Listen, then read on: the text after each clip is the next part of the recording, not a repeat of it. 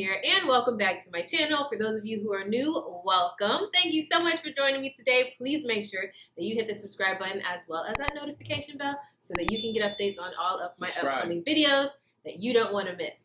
Also, if you're interested in JohnsonTeam apparel, be sure to check the links in the description box for designs like this as well as many others. Now today, we've got my husband Javan with me. How y'all doing? Super excited to have him here. We're talking about questions that you need to ask before you get engaged. These are questions that we feel that are really important to ask at some point in your talking, courting, dating process before engagement. Right. Yeah, and the way to look at it is by the time you get engaged. So you may, after 2 weeks, you may start asking some of these questions depending on like how your relationship is going. So it's not like you have to necessarily wait until you get engaged to ask these questions, but before you get engaged, we recommend asking these questions. Absolutely. So let's get right into the question. Question number one is, what does engagement look like to you? All right, so this is an important question because everybody's views on engagement, especially the time frame, it varies. Mm-hmm. Some people think, hey, I want to be engaged for 5 to 10 years before getting married. And other people want to be engaged within a few months. So you want to make sure that that's a conversation that you have. Do you remember our conversation? Well, with us, we wanted to get married relatively quick. So, we knew like the type of timetable we were on. We were long distance at that point. And so, we wanted to get married relatively quick. And we did. It was like, what, 5 months was our engagement? Yeah, we were engaged for like 5 months, yeah. Yeah, so we met in May of 2017 and got married in May of 2018. So the whole process from like the first day we met in person until the time we got married was less than a year. Just how I wanted it. Yeah. It was great. Yeah. So yeah, you definitely want to make sure you're on the same page with the length of engagement. Yeah. Another good question to ask is, what does marriage look like to you? Yeah. So again, everyone's idea of marriage is different. So you want to make sure that you guys have that conversation just so that you're on the same page. You don't want to wait until you're married and then you're like, well, I expected you to do this. And you know what I mean? That's just a hot mess. Make sure you have that conversation beforehand. Right. So you want to talk about the expectations going into marriage, household duties, things like that. Talk about like, your ideologies about marriage, as far as like, for us, we believe marriage is a lifelong thing. You know what I mean? Absolutely. So I think the important thing is you really want to make sure that you have a good discussion on that so that you guys are on the same page. So you have an understanding of what your expectations are for marriage so that nobody's caught off guard later on. Absolutely. And he mentioned household expectations. And so that could be a very detailed conversation. Like, hey, how do you feel? And I remember we had that conversation. How do you feel about vacuuming? How do you feel about washing dishes? How do you feel about, just make sure you have those conversations as well, because you can like plan ahead. If one person just absolutely hates vacuuming and the other person's like, it's all right. Like you can work that out. But if you both hate vacuuming, then I don't know, y'all just gonna have a dirty floor, I guess. Another question that you want to ask is, what makes it easy for you to be open or vulnerable? This is important because in a marriage, you want your spouse to be open and vulnerable. And so it's going to be very helpful for you to know how to help them feel more comfortable with doing that. I mentioned this in one of my previous videos where I talked about talking to your husband or how to talk to your husband. I'll put a card up there, so make sure that you check that out as well, because we definitely talked about making him feel comfortable so that he could be vulnerable with you. But that's a question that you want to ask before you get married, before you get engaged. Yeah. And definitely, and the nice thing about it, as you like continue to grow in your relationship, some of these things, you may figure out, and then some of them, you may ask questions to kind of like go into a deeper level of understanding of things. So, the thing about this is, like, again, some of this stuff, it may come up, like, it may have already came up, before you had this conversation, like maybe like, man, had a conversation, how many kids do you want to have? Maybe just talking about it. Maybe you've seen something on TV that made you think about kids or something like that. So sometimes these things will come up as you're talking or courting, I should say sometimes. But you never know how things will go. I think that's a good point too. It's like just in your day-to-day, sometimes you are watching or reading something that strikes conversation. Have those conversations. Like even now, having been married, we still have those conversations. If I see something or if he sees something, like we'll talk about it right there in the moment. I think that's really good. So that's a great point that you mentioned, babe. Well, thank you, baby. Baby cakes. Another question that you want to ask is, what is your greatest concern about being married? Just some people, just depending on like their family dynamic and how they grew up and what they saw, or maybe what they saw with their friends, it can be, there can be various reasons. For some people, that might not even be an issue. They may look over that and just go right over that question. But if you do have concerns, this is the time where you can share them and be open about it. Next question. What are your views on disciplining children? So if you reach the point where you guys have decided you both want to have kids, then, this is definitely a question. Obviously, if the couple does not want to have kids, then it's not a question to ask. You would need to have that conversation first. Do you want kids? How many kids do you want? Usually, I think that's an easy, natural question that most people tend to ask. Yeah. But then if you both do want kids and you've already moved past that initial question, then you definitely want to talk about views on disciplining them, especially nowadays where everyone's view on discipline and spanking and timeouts and all that stuff is all different. So make sure that you have that conversation so you can make sure that you're on the same page. Yeah, I think that's an important conversation to have. And again, if you decide that you do want to have kids, like even having a conversation about like how many kids, that's a whole nother thing. So like, having a whole like kid conversation, I would call it.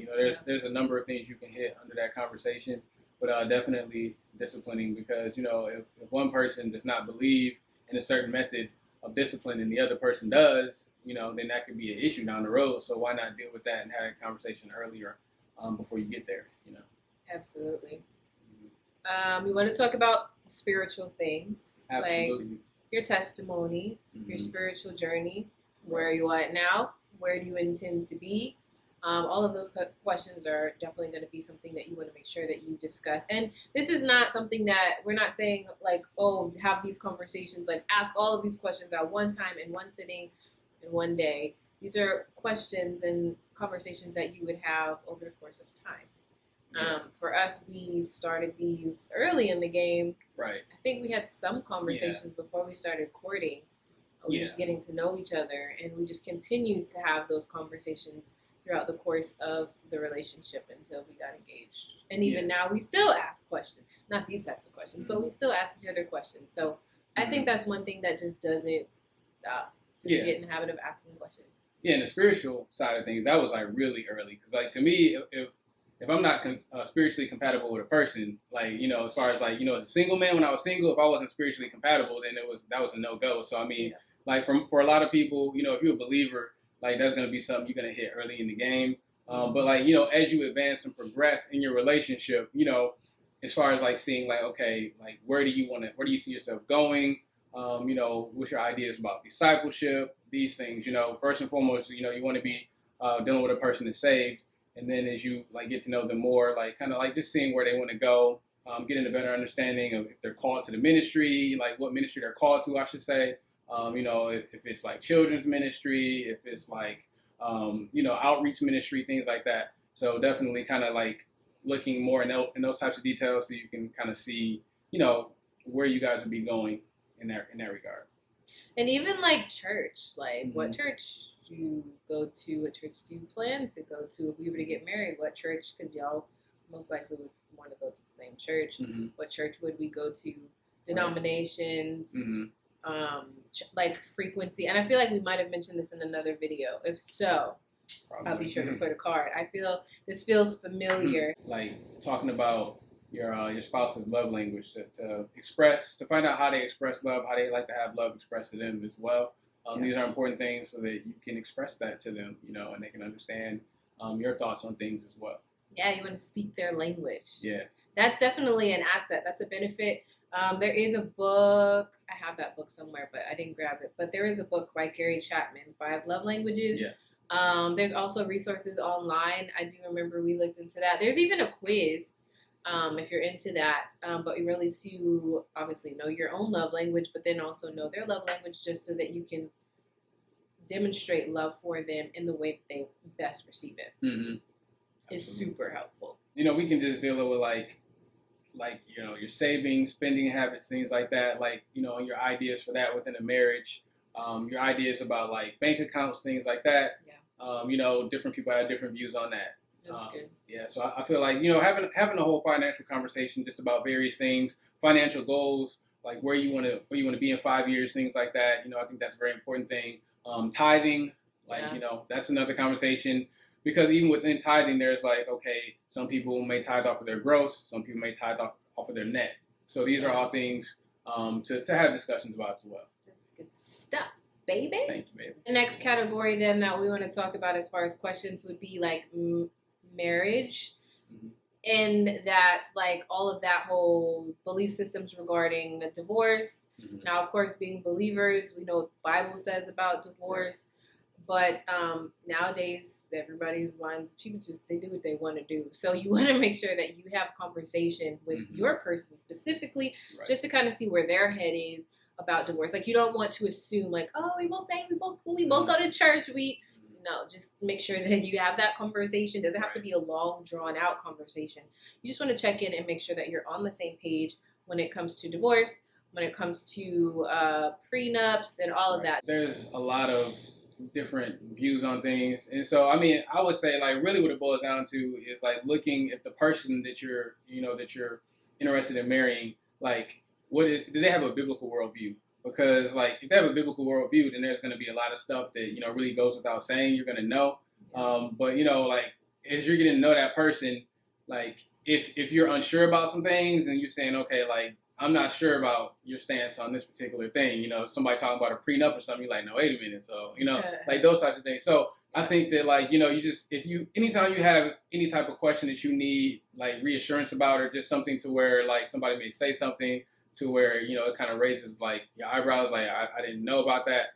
I would say these are also times where you can ask these types of questions, because a lot of times with like the natural flow of a relationship, you're going to like cover certain questions, just like, you may not have like everything mapped out in your brain, like, okay, I'm about to ask this question right now, but you can just have a conversation and then these things can come up. So yes, this also includes views on and beliefs regarding pornography. That's an important conversation to have before. Because they're still struggling with it and you don't know. Like you definitely want to have that conversation before.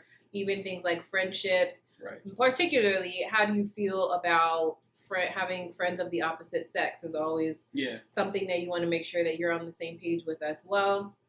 So anything within that genre, you want to make sure that you cover that. Talking about confrontation is also going to be important. How do you handle confrontation? How do you handle stress? What do you like when you're irritated? What do you need when you're irritated or angry or upset? How do you communicate? Like all of those types of things are important to cover. Even how do you, I'm going to say behave, but what are you like when you're angry? All of that. You want to talk about as well. How do you feel about hitting? Because people be hitting each other, and all of that is important. Yeah, definitely. As far as like I say have some type of like conflict resolution like plan in place, and that'd be something really after you get engaged, you get into more detail with that as far as like creating a safe place. That's something because we did premarital counseling, and like having that. Just basically like looking down the road, like, okay, if we have certain types of conflicts, like how do we handle these things? And so that's an important thing really for down the road, as far as like, just creating that safe place. But definitely early on, once you're getting to know that person, finding out like how they handle certain things so that you can address certain things if there's an issue with it. Because I mean, everybody's like background is different. And sometimes people could have saw things a certain way, like, in their family, how they were raised, or how like, their friends, like how their friend's marriage was and things like that. So it's important to once again get back to that biblical worldview so that your guys are approaching things the right way.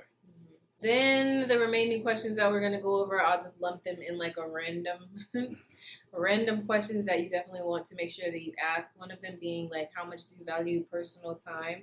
I find that one is important with people, because some people just really want their own, like their bubble, like their own quiet time. I'm closing the door, leave me alone. I need to leave the house. There are some people that are like that. And then there are other people who just like being in, your space, which is me. Yeah, we like meeting each other's space. But you want to make sure that you have those types of conversations as well, just so that there's no surprises. And you know how to go about handling that if you were to be married.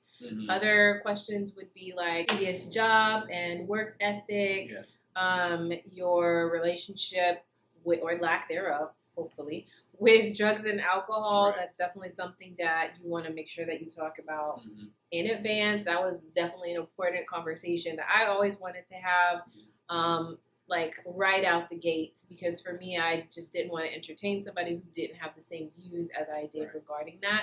Mm-hmm. We want to talk about that. Health and fitness is definitely important. You got some health nuts who are super healthy and they want to work out, and then you have people who could care less and just love pigging out on fast food. So you want to make sure that you guys are compatible in that regard, or at least can find a happy medium. Yeah, and that's the thing. Even thinking back to our relationship, like, you know, we were long distance, and so we used to use this video app. And so some days, like literally, I mean, you know, we would be like, I'll be getting ready to go to the gym, you know, around the same time she was going to the gym. And so it was one of those things we already knew what each other was doing because of the app and everything. And we've it seen was each other. awesome. Yeah.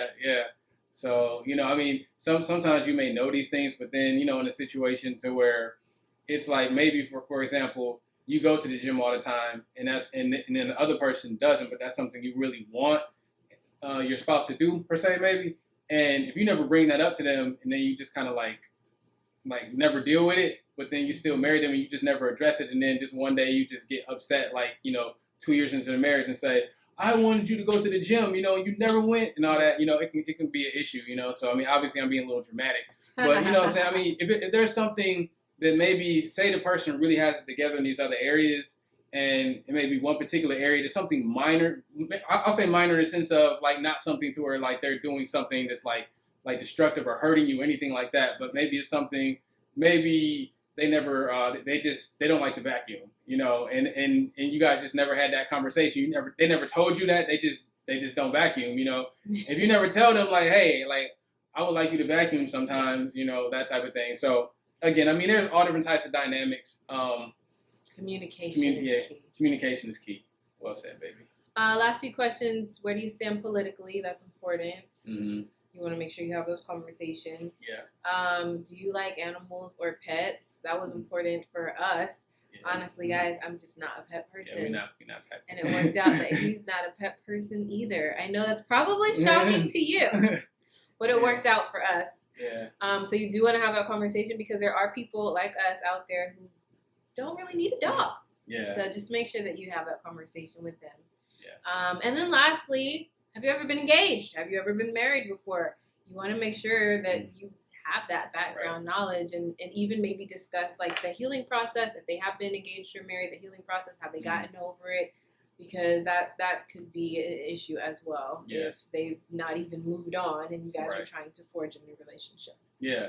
And just in general, you know, I mean, even like any type of soul tie type of situation, you know, because like things can happen with past relationships, things can happen with like just people from their past, you know, where people can get really attached to things. And then, you know, we talked about earlier, even like, you know, even when it goes to like lustful things like that, you may want to have that conversation. Now in our situation, we both were virgins, but you know, if a person had like a sexual history, you know, those types of conversations as well, like, you know, to talk about those types of things, because, you know, if a person is dealing with certain things like secretly, and they don't address that, then they can bring that into the marriage. Absolutely. And that can, you know, and a person can get blindsided if they don't know. So, you know, that's important to, you know, to share that with your potential spouse, so that they can know, you know, where you're at with that. Good point.